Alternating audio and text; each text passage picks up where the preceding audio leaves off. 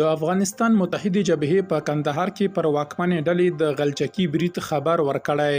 نوموړې جبهې د دایکنډي په بېلابېلو سیمو کې ګواښ ویشلي دي.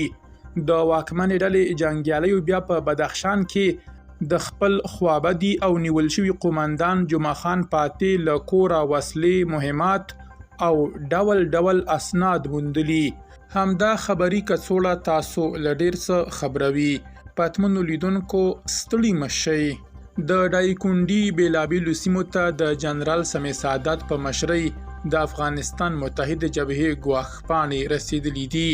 نوموړې جبهې په خپرو کړو پاڼو کې لیکلي چې د واکمنې ډلې پر وړاندې یې وسلواله جګړه روانه ده او له ولسه یې د هغوی د موخو او لارو په تعقیب کې د همکارۍ غوښتنه کړې. پر همدې مهال د دغې جبهې سرتیرو په کندهار ښار کې د نوموړې ډلې د څارګرو او امنیتي غړو پر وړاندې د یو نوي موخیز برید مسؤلیت منلی او یادونه یې کړې چې د شپږمې حوزې په سیمه کې یې د دغې ډلې پر 2 غړو برید کړی او وژلي دي، خو یادې ډلې تر اوسه دغه خبر ته غبرګون نه دی ښودلی.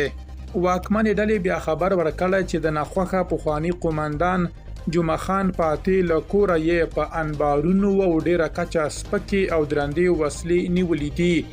که څه هم نوموړې ډلې له ازادي جبهې سره د اړیکې په تړاو د پاتې اړوند یو غږیز هم خپور کړی، خو ازادي جبهې بیا دا خبره په کلکه رد کړې او غږیز درغلیز او بې بنسټه بللی دی.